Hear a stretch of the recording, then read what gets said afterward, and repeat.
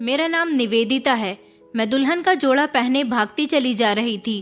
पीछे पलटकर देखने की भी मेरे पास फुर्सत नहीं थी, क्योंकि अपने पीछे जो मैं छोड़कर जा रही थी उसके बारे में सोचते हुए अगर मैं शर्मिंदा होना चाहती तो भी नहीं हो सकती थी, क्योंकि मैंने कुछ गलत नहीं किया था, बल्कि मैंने घर से भागने का जो फैसला किया था वो बिल्कुल ही ठीक था। लेकिन भागते भागते अब मेरी टक्कर एक ऐसे इंसान के साथ हो गई थी जिसे देखकर मेरी आंखें फटी की फटी रह गई थी, क्योंकि वो तो वही था। हम लोग जॉइंट फैमिली सिस्टम में रहते थे, जिसमें मेरे ताऊ जी की फैमिली और मेरी फैमिली थी। मेरी कजिन में चेतना और मेरी छोटी बहन नीतू, हम तीनों ही घर की लाडली बेटियां थीं। हम तीनों में सबसे ज्यादा और सबकी लाडली चेतना थी, क्योंकि चेतना बोल नहीं सकती थी। वो बेचारी बचपन से ही गूंगी थी। ताऊ जी ने उसका बहुत इलाज करवाया था, मगर उसका इलाज पॉसिबल नहीं था, क्योंकि वो जन्म से ही अपनी आवाज़ खो चुकी थी। हम सब एक दूसरे से बहुत प्यार करते थे। चेतना अपने पेरेंट्स की इकलौती बेटी थी, जबकि हम 3 भाई बहन थे। हम दोनों बहनों का एक भाई भी था।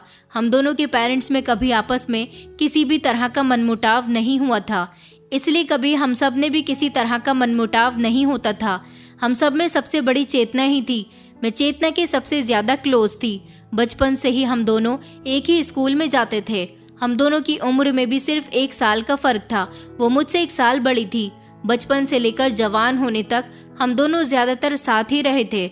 मैं उसकी हर बात को अच्छी तरह से समझती थी, क्योंकि वो इशारों से बातें किया करती थी।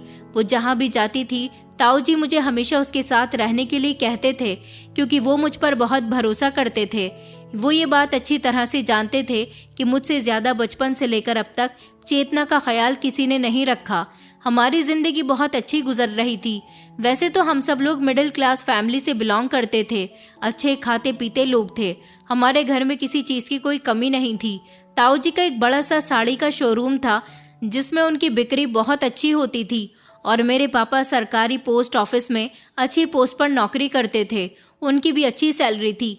चेतना की पढ़ाई कंप्लीट हो चुकी थी और मेरी भी। हमारे छोटे भाई बहन अभी पढ़ाई कर रहे थे। ताऊ जी चाहते थे कि वो चेतना की शादी कर दें, मगर आज के ज़माने में लोगों को अपने घर की बहू में सारी क्वालिटीज़ चाहिए। लड़की खूबसूरत भी होनी चाहिए, अमीर परिवार की भी होनी चाहिए, और उसके अंदर किसी तरह की कोई कमी भी नहीं होनी चाहिए।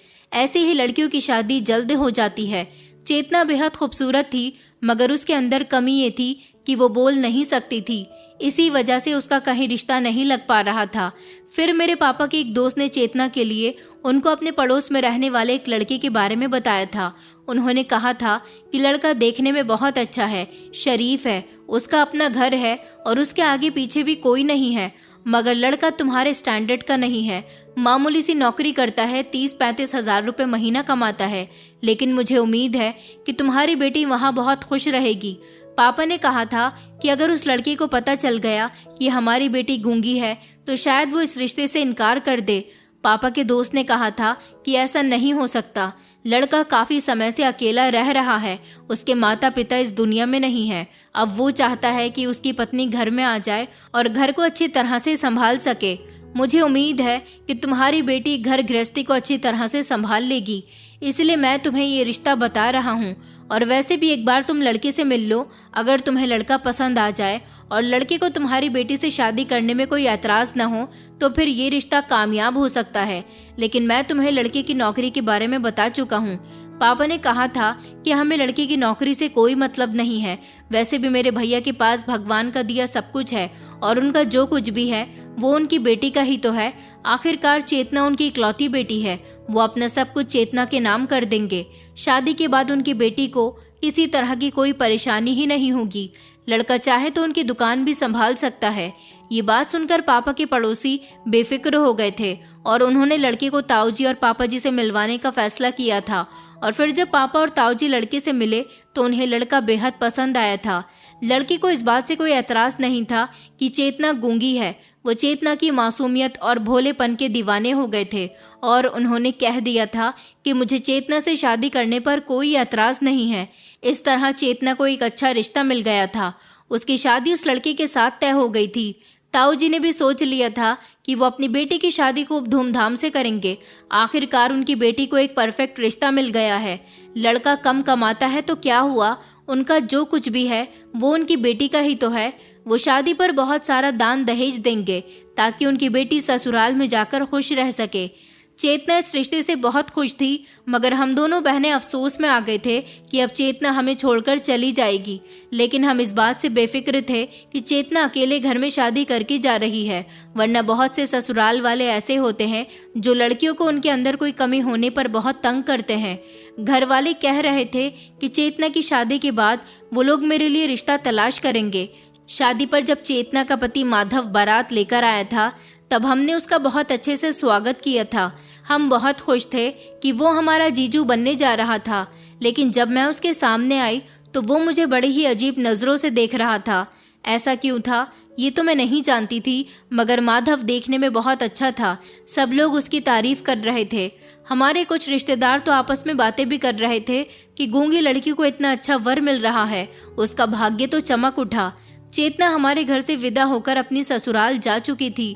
उसके जाने के बाद मेरा घर में बिल्कुल भी मन नहीं लगता था, क्योंकि वो बिल्कुल मेरे साथ मेरी फ्रेंड्स की तरह थी, जबकि नीतू के साथ मैं सिर्फ बहनों की तरह ही रिएक्ट करती थी।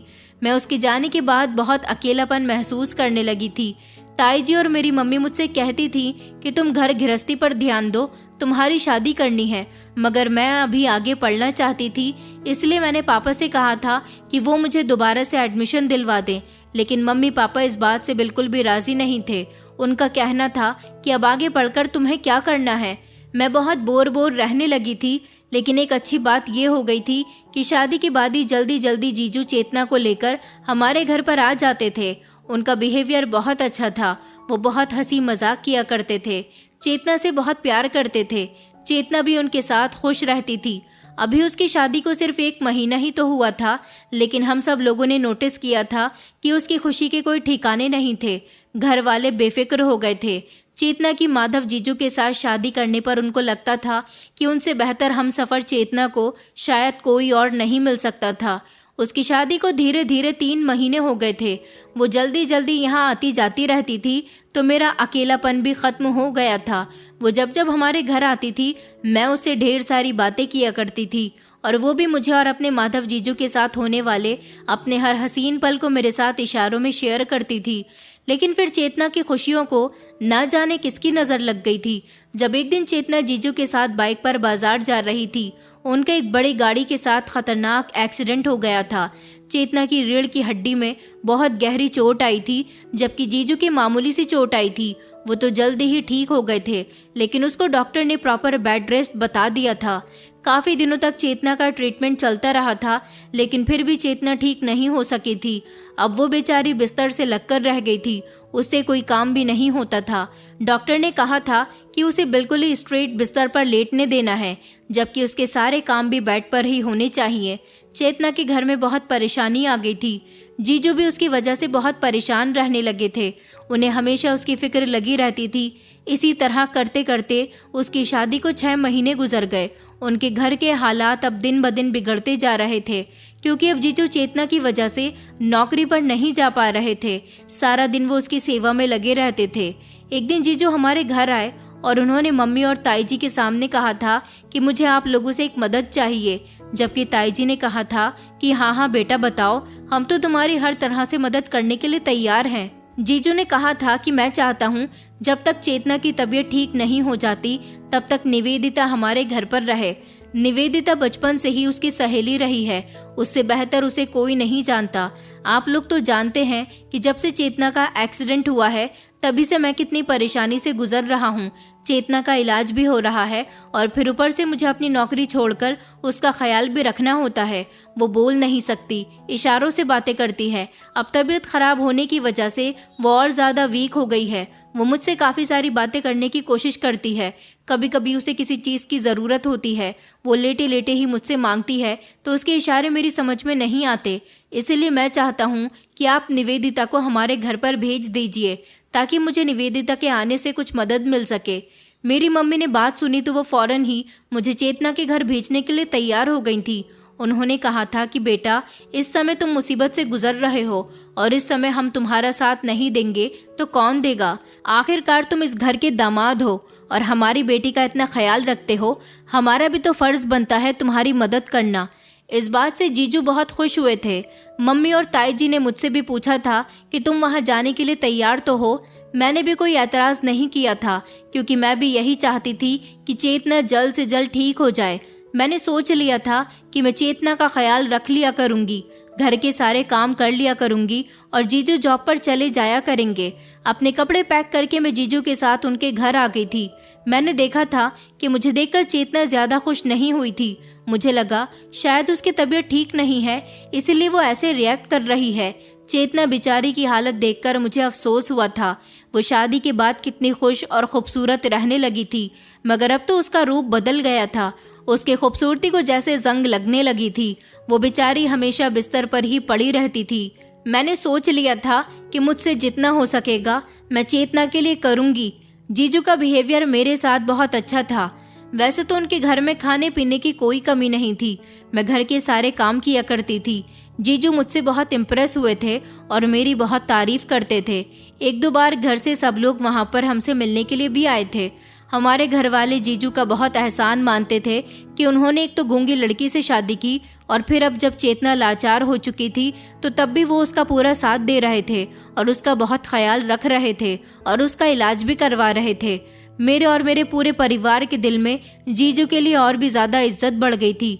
जीजू जब भी ऑफिस से घर आते तो मेरी पसंद के खाने का कुछ न कुछ जरूर लेकर आते थे।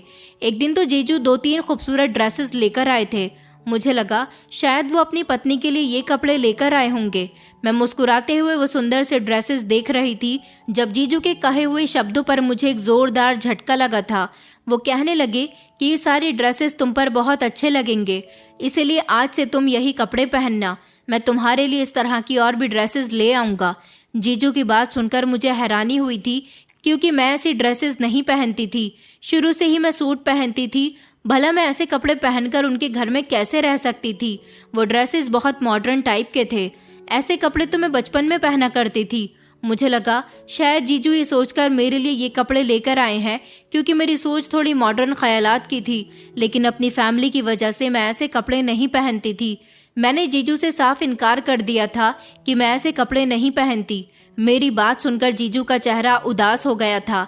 वो कहने लगे कि मैं अपनी पत्नी के लिए ऐसे कपड़े लाना चाहता था, मगर वो तो अब किसी काबिल ही नहीं रही, तो सोचा कि तुम्हारे लिए लेकर चलता हूँ। चलो कोई बात नहीं, अगर तुम्हें ये कपड़े नहीं पहनने तो मत पहनना, मगर तुम ये कपड़े किसी और को दे देना, मैं इनको वापस नहीं कर सकता। जीजू की बात सुनकर मैं शर्मिंदा हो गई थी, इसलिए मैंने वो कपड़े अपने पास रख लिए थे। 1-2 बार तो मैंने वो कपड़े पहन लिए थे, जिन्हें पहने हुए देखकर जीजू मुझसे बहुत खुश हुए थे। उन कपड़ों को पहनकर मैं बेहद खूबसूरत लगती थी। जीजू ने कहा था कि ऐसे कपड़े पहनकर तुम बहुत अच्छी लगती हो, तुम ऐसे ही कपड़े पहना करो। तुम दिखने में बिल्कुल किसी मॉडल की तरह लगती हो, इसलिए तुम्हें कपड़े भी इसी तरह के पहनने चाहिए। मगर तुम बहन जी टाइप के कपड़ों में बिल्कुल बहन जी ही लगती हो।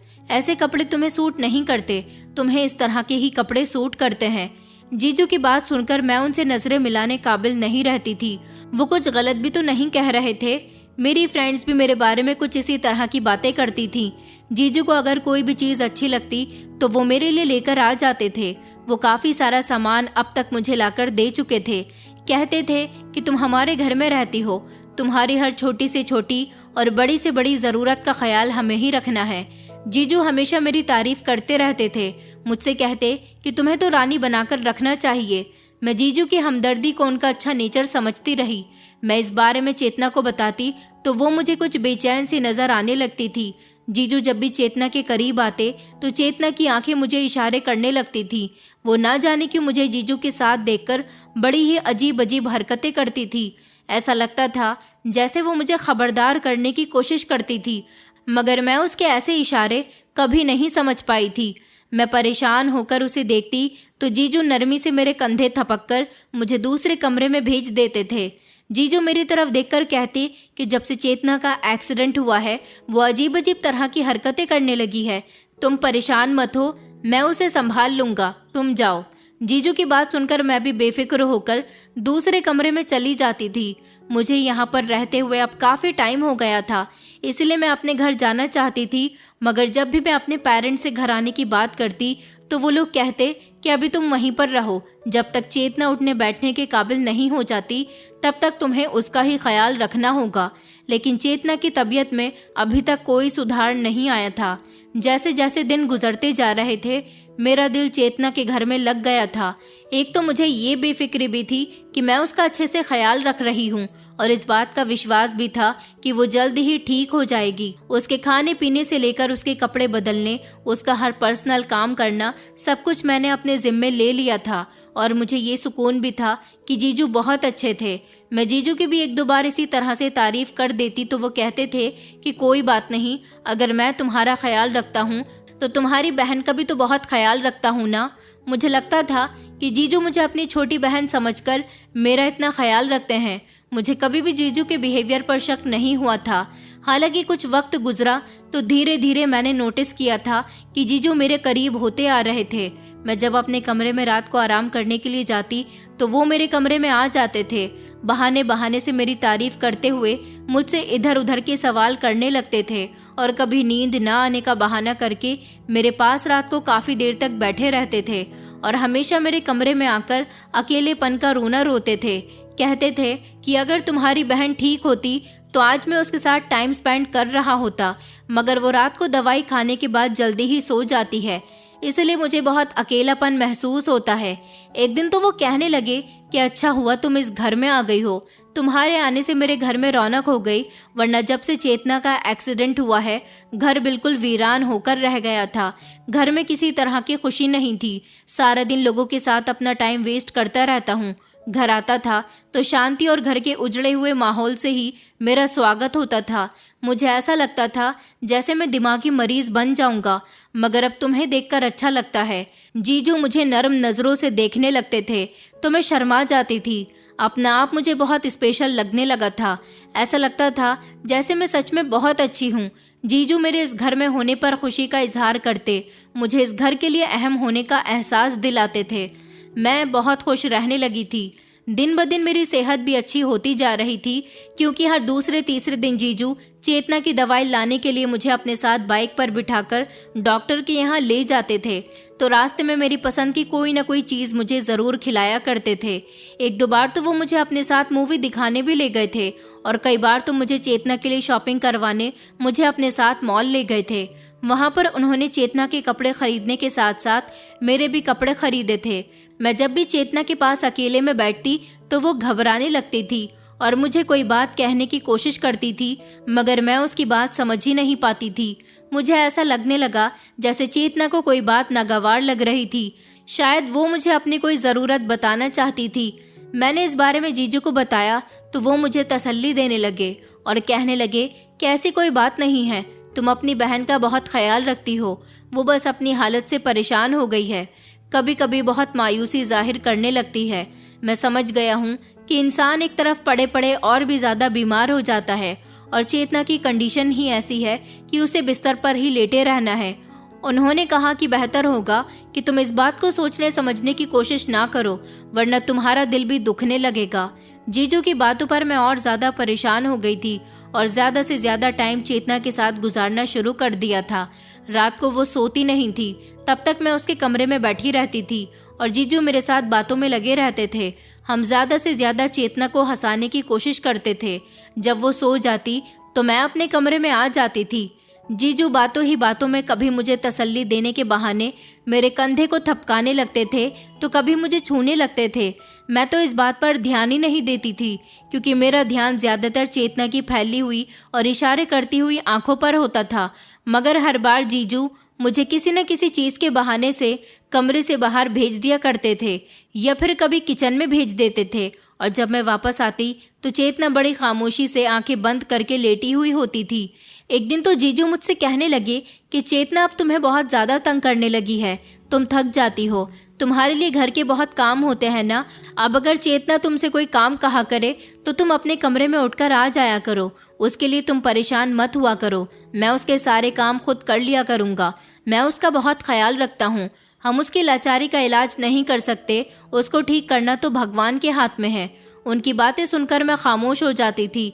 मुझे उनकी ये बातें अच्छी नहीं लगती थी, क्योंकि मैं अपना मकसद कभी नहीं भूलती थी कि मैं इस घर में चेतना की वजह से ही आई हूँ। मेरी मम्मी और ताई जी हमेशा मुझे यही एडवाइस देती थी कि चेतना का बहुत ख्याल रखना, वो इस समय बुरे दौर से गुजर रही है। कोई नहीं जानता था कि उसकी जिंदगी कितनी है। बिस्तर पर एक ही हालत में पड़े रहना कोई आसान नहीं था। मेरे दिल में इतना वक्त गुजरने के बाद भी चेतना के लिए कदर और मोहब्बत की कभी कमी नहीं हुई थी। मैं पहले से ज्यादा उसके लिए फिक्रमंद रहने लगी थी। मुझे हर समय यही ख्याल सताता था कि वो बेचारी हमेशा बिस्तर पर पड़े पड़े थकान का शिकार होती रहती है।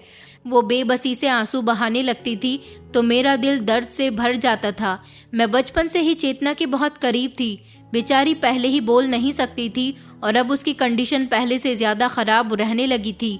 मैं ऐसे समय में उसे अकेला नहीं छोड़ना चाहती थी, इसलिए जीजू के समझाने पर भी मैं अपनी बहन से दूर नहीं हुई थी। हालांकि हर गुजरते हुए दिन के साथ जीजू बदलने लगे थे। वो रातों को हमेशा उठकर मेरे कमरे में चले आते थे। कभी चाय का बहाना करते तो कभी किसी चीज के बारे में पूछने लगते थे।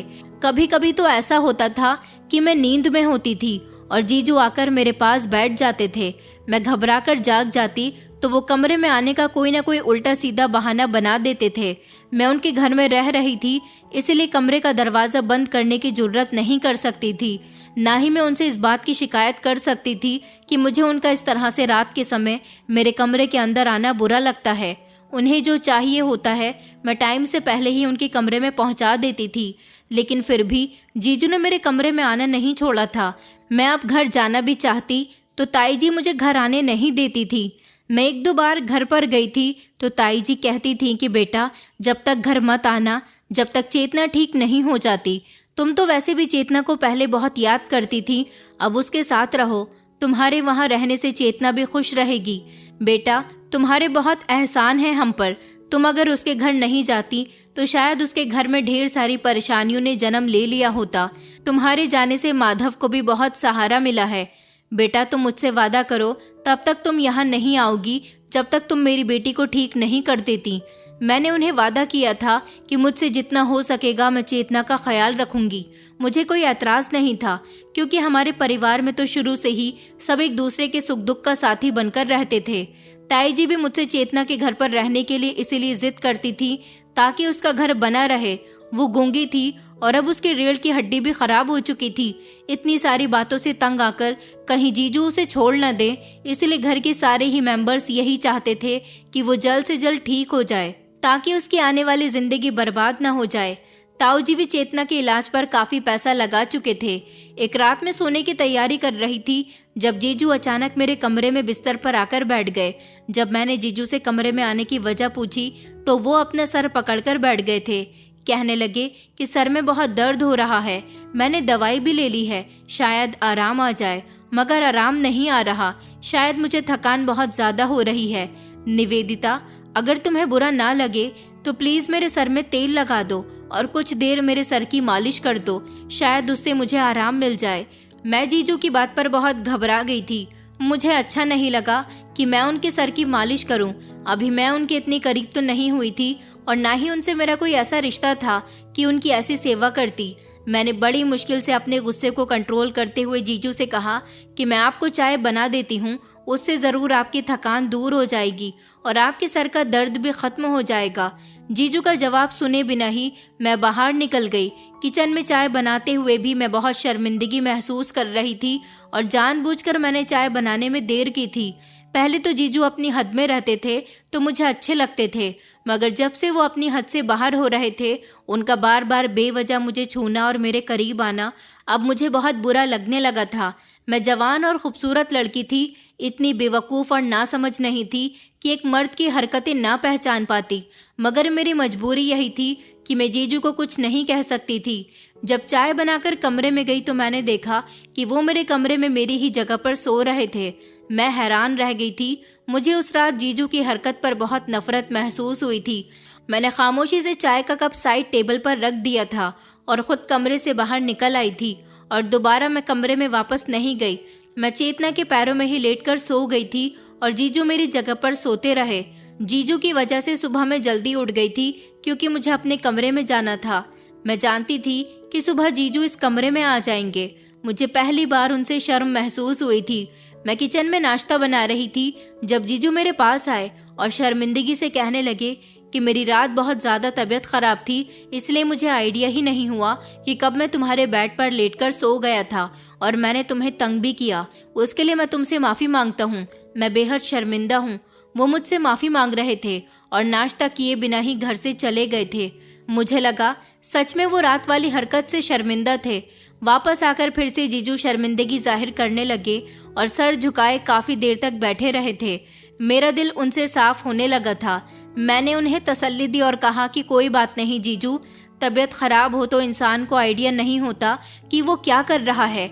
मगर मैंने साथ में उनको एडवाइस भी दी कि आइंदा तबीयत खराब हो तो डॉक्टर के पास जाना। वो कहने लगे कि अब यही करूँगा। मुझे लगता है कि मेरा ब्लड प्रेशर लो हो रहा है। तुम तो घर के हालात जानती हो ना, मुझे हमेशा चेतना की फिक्र लगी रहती है। मैं पहले ही अकेला इस घर में रहता था। घर में चेतना के आने से मुझे कुछ सहूलियत थी, अब वो भी बिस्तर से लग गई है। तुम आखिर कब तक हमारा घर संभालोगी? बस यही सोच मुझे बीमार कर रही है। वो बड़े ही अफसोस भरे दिल से कह रहे थे। मैंने कहा कि जीजू, मैं यहाँ चेतना के लिए आई हूँ। मैंने किसी पर कोई एहसान नहीं किया और जब तक चेतना जिंदा है मैं उसका ख्याल रखूंगी, चाहे मुझे यहीं पर रहना पड़े। मैं कभी भी चेतना को इस हाल में छोड़कर नहीं जा सकती। मेरी बात सुनकर जीजू की आंखें चमक उठी थी।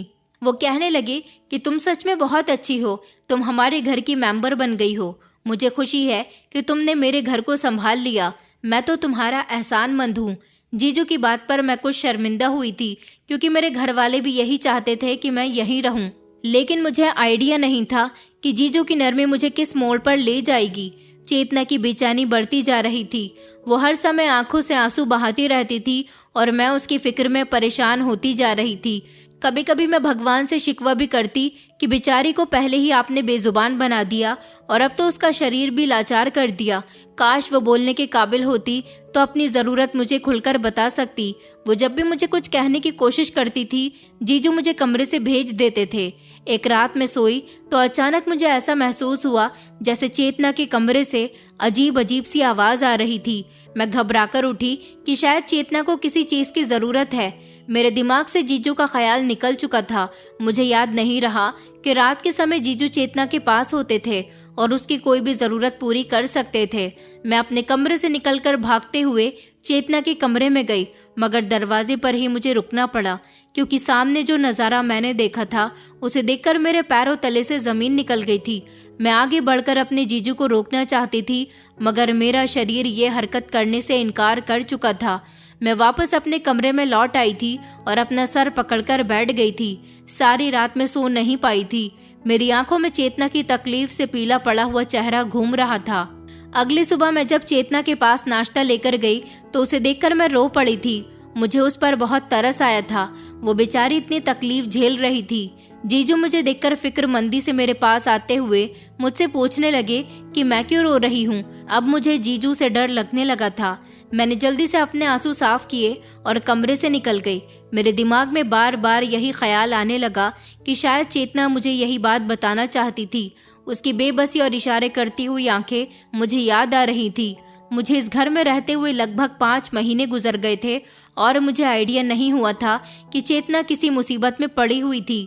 जीजू ने मेरी गुमसुम हालत कई दिनों तक बर्दाश्त की, मगर फिर एक दिन मुझसे सवाल कर बैठे।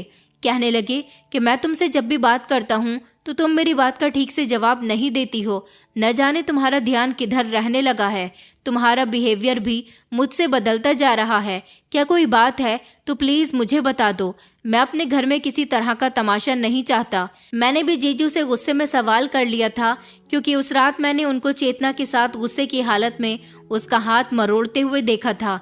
वो बेचारी तो खुद बहुत तकलीफ से गुजर रही थी, तो क्या ज़रूरत थी ऐसे में उन्हें अपनी पत्नी का हाथ मरोड़ने की और उस पर गुस्सा करने की। उनका ऐसा बिहेवियर मुझे बहुत चुभा था। मेरे पूछने पर जीजू एक लम्हे के लिए घबरा गए थे। फिर कहने लगे कि दरअसल मुझे चेतना मजबूर करती है। तुम्हें तो उसके इशारे समझ नहीं आते, मगर मैं तुम्हें क्या बताऊं, वो अपनी ज़िंदगी से तंग आ चुकी है और जानबूझकर अपना ठीक से इलाज नहीं करवा रही है।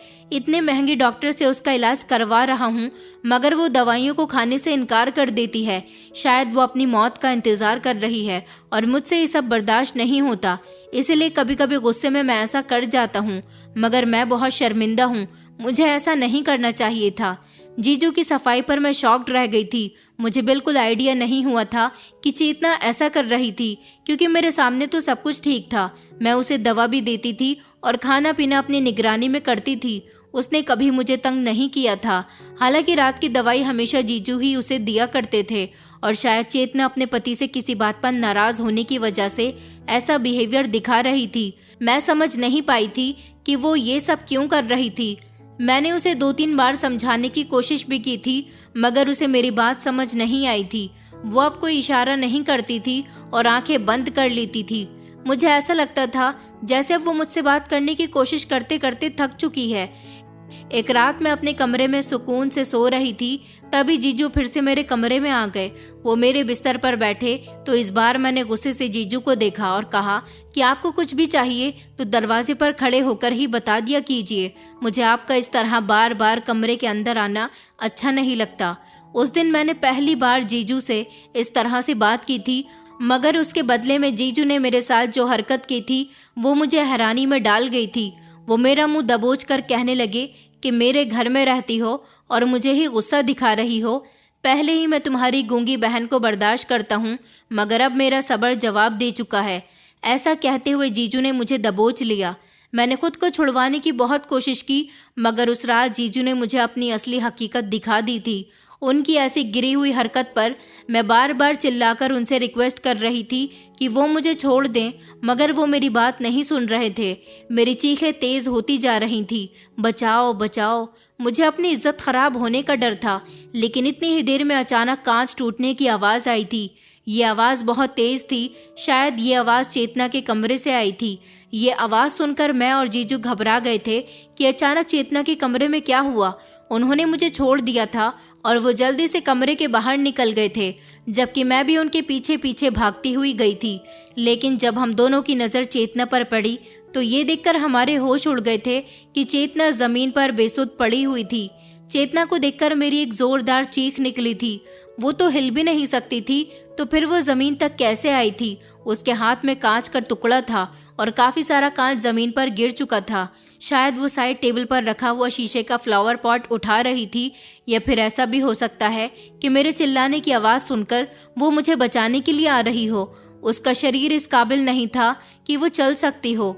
लेकिन जब जीजू ने देखा कि चेतना की सांस नहीं चल रही और वो इस दुनिया से जा चुकी है, ये सुनकर मेरे होश उड़ गए और उसी समय मैं बेहोश हो गई थी। अगले दिन मैं बेहोश पड़ी हुई थी। मुझे अपना कोई होश नहीं था। मेरी आंखें तो तब खुली थी जब मुझे लोगों के रोने पीटने की आवाज़ आ रही थी। फिर धीरे धीरे वो आवाज़ बढ़ती चली गई। मैं बहुत तेज़ बुखार में जल रही थी। जब रोने की आवाज़ सुनकर मैं घबरा गई। कुछ देर बाद मम्मी मेरे कमरे में आई थी और मुझे गले से लगाकर फूट फूट कर रोने लगी। मैं घबरा गई। उन्होंने मुझे बताया कि चेतना इस दुनिया में नहीं रही। मम्मी से पता चला कि चेतना की मौत सुबह सुबह हुई थी। उसकी तबीयत अचानक बिगड़ी तो जीजू उसे अस्पताल लेकर गए थे। डॉक्टर ने बताया कि उन्हें हार्ट अटैक हुआ था। ये बात सुनकर मुझे बहुत रोना आया था। शायद जीजू ने जो मेरे साथ हरकत की थी, उसकी चीख पुकार सुनकर चेतना का बेबस दिल ये सब सदमा सहन नहीं कर पाया था। मैं ये सब कुछ किसी को ना बता सकी थी कि चेतना की मौत सुबह के समय नहीं बल्कि रात के समय ही हो गई थी। वो बेचारी मुझे बचाना चाहती थी, मगर वो इस काबिल नहीं थी कि मुझे बचा सकती, इसलिए वो अपनी ज़िंदगी की जंग हार गई। मैं जानती थी कि कोई मेरी बात पर यकीन नहीं करेगा। वो इंसान सबके लिए था ही इतना अच्छा। कोई नहीं जानता था कि वो इतना शातिर है। वो उल्टा मेरे ऊपर ही चेतना की मौत का इल्ज़ाम लगा सकता था। उसे लगता था कि वो मेरे साथ भी गलत करेगा तो सबको यकीन हो जाएगा कि चेतना की मौत का जिम्मेदार भी वही है और मेरी इज्जत भी उसी ने ख़राब की है। इसलिए उसने मुझे खामोशी से बिस्तर पर लिटा दिया था और मेरे घर वालों को इन्फॉर्म कर दिया था कि चेतना की तबीयत बिगड़ने से वो मर गई है। चेतना की मौत ने मेरी हालत का भरम रख लिया था। सबको यही लगने लगा कि उसकी मौत की वजह से मेरी हालत ऐसी हो रही है। घर में मौत के हंगामे ठंडे हुए तो मेरे पेरेंट्स ने मेरे लिए रिश्ते तलाश करना शुरू कर दिए थे, मगर कोई भी मुझे अपने घर की बहू बनाने के लिए तैयार नहीं था, क्योंकि लोग मेरे पेरेंट्स से कह रहे थे कि न जाने कब से तुम्हारी बेटी चेतना की ससुराल में रह रही थी और उसका उसकी जीजा के साथ अफेयर चल रहा था। लेकिन ऐसा कुछ भी नहीं था। लोगों ने मेरे पेरेंट्स को बताया था कि हमने कई बार निवेदिता को उसके जीजा के साथ गाड़ी पर घूमते फिरते देखा था और वो उनके घर में रह भी इसी मकसद से रही थी, मगर ऐसा कुछ भी नहीं था। यही सब सोचते हुए कि मेरा रिश्ता कहीं नहीं लग रहा, लोग मुझे और माधव को लेकर बदनाम कर रहे थे, इसीलिए उन्होंने मेरा रिश्ता माधव के साथ ही तय करने का फैसला कर लिया था। वो लोग सोचते थे कि शायद माधव से अच्छा हम सफ़र मुझे नहीं मिल सकता। जिस इंसान ने उनकी गूंगी बेटी का इतना ख्याल रखा, वही मेरा भी बहुत ख्याल रख सकता है।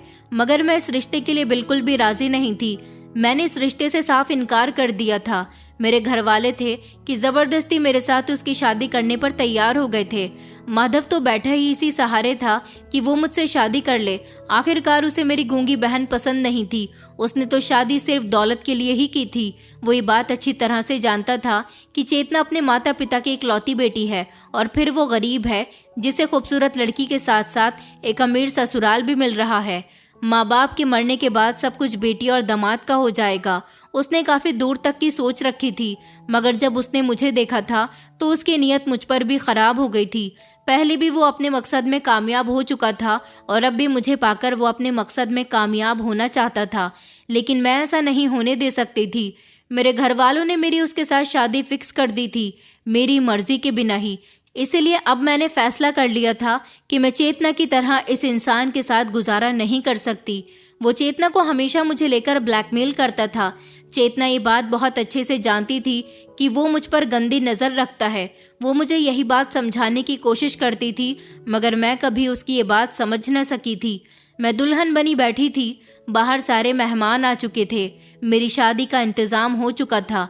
मैं बेहद रो रही थी, लेकिन अब मुझे एक ऐसा कदम उठाना था जो मेरे लिए बहुत ज़रूरी था। इसलिए मैं अपने घर की खिड़की से रस्सी से लटककर नीचे उतर गई थी और फिर सब लोगों से बचकर जैसे तैसे अपने घर से निकल आई थी। मैं लगातार भागती जा रही थी जब अचानक मेरी टक्कर बड़ी से गाड़ी से हुई थी। मेरी हल्की फुल्की चोट आई थी, मगर मैं उठकर फिर से भागना चाहती थी जब वो इंसान गाड़ी से निकलकर मेरे करीब आया और मुझे संभालने की कोशिश करने लगा। लेकिन जैसे ही मेरी नज़र उस लड़के पर पड़ी तो ये देखकर मेरे होश उड़ गए थे कि वो लड़का कोई और नहीं बल्कि मेरे कॉलेज में पढ़ने वाला मेरा और चेतना का बहुत अच्छा दोस्त अविनाश था। अविनाश कहने लगा, निवेदिता, तुम यहाँ पर क्या कर रही हो और ये तुमने अपना क्या हुलिया बनाया हुआ है, और तुम कहाँ थी? तुम नहीं जानती कि मैं कितने समय से तुम्हें ढूंढ रहा हूँ। मैंने अविनाश से कहा था कि आज मेरी शादी होने जा रही थी चेतना के पति के साथ। मैं वहाँ से भागकर आई हूँ। वो मेरी बात सुनकर चौंक गया तो मैंने उसे पूरी बात बताई। मैंने उससे कहा कि मैं उस इंसान से शादी नहीं करना चाहती जो इतना घटिया है, इसीलिए मैं सबको छोड़ छाड़ कर भाग रही थी। अविनाश कहने लगा कि मैं तुम्हें अपने साथ लेकर चलने के लिए तैयार हूँ, मैं तुमसे शादी करूँगा। मैं उसकी बात सुनकर शॉक्ड रह गई थी। वो कहने लगा, हाँ निवेदिता, मैं तुमसे बहुत प्यार करता हूँ। तुम नहीं जानती कि कॉलेज में मैंने तुम्हें काफ़ी बार प्रपोज करने की कोशिश की थी, मगर मैं देर कर चुका था। पढ़ाई पूरी होने के बाद जब हम सब लोग अलग अलग हो गए तब मैंने तुम्हें ढूंढने की बहुत कोशिश की। मैं तुम्हारे बारे में ज़्यादा कुछ जानता भी नहीं था। मैंने तुम्हारी एक सहेली से तुम्हारा नंबर निकलवाया, लेकिन जब मैंने तुम्हें कॉल करने की कोशिश की तो कभी तुम्हारा नंबर लगा ही नहीं। एक बार मैं तुम्हारे घर की तरफ भी गया था।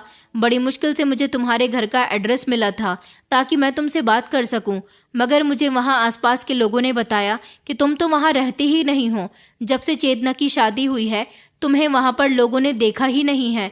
ये सब सुनकर मैं हैरान रह गया था और फिर मैंने तुम्हें ढूंढने की कोशिश करनी बंद कर दी थी। और आज देखो भगवान ने किस हालात में मुझे तुमसे मिला दिया। अविनाश की बात सुनकर मेरी आंखों में आंसू आ गए थे। ये बात तो मैं जानती थी कि वो मुझे पसंद करता था, क्योंकि कॉलेज टाइम से ही वो मेरे साथ कुछ ऐसी हरकतें करता था जिससे मुझे ऐसा लगता था कि वो मुझसे एक तरफा मोहब्बत करता है, मगर मेरे दिल में उसके लिए कोई ऐसी बात नहीं थी। लेकिन आज जब वो मुझे ऐसी सिचुएशन में अपनी मोहब्बत का इजहार कर रहा था तो मेरे दिल में उसके लिए मोहब्बत जाग उठी थी और फिर मैंने अपने घर वालों के बारे में बिना कुछ सोचे समझे ही अविनाश के साथ शादी कर ली थी और मैं उसकी पत्नी बनकर आज एक खुशहाल जिंदगी गुजार रही हूँ। लेकिन मैं वापस पलटकर कभी अपने घर वालों के पास नहीं गई। मैं जानती थी कि वो लोग मुझे दोबारा से इस दरिंदे के हवाले कर देते। कुछ लोग बाहर से देखने में जितने अच्छे होते हैं असल में अंदर से वो कुछ और ही होते हैं। इसलिए लोगों को परखना सीखिए। हर इंसान जैसा बाहर से दिखता है वो अंदर से वैसा बिल्कुल भी नहीं होता। मैं जानती हूँ कि मेरे घर वाले आज भी मुझे गलत समझते होंगे, लेकिन मुझे उनकी ऐसी खुशियों से कोई फर्क नहीं पड़ता जिससे मेरी सारी जिंदगी का नुकसान हो। आप लोग ही बताइए कि क्या मैंने घर से भागकर और अविनाश के साथ शादी करके सही किया या फिर गलत। दोस्तों, उम्मीद करती हूँ आपको हमारी कहानी पसंद आई होगी। कहानी पसंद आई है तो वीडियो को लाइक करें, चैनल पर नए हैं तो चैनल को सब्सक्राइब करें और हाँ, नोटिफिकेशन बेल को ज़रूर दबाएं ताकि अगली अपडेट सबसे पहले आपको मिले।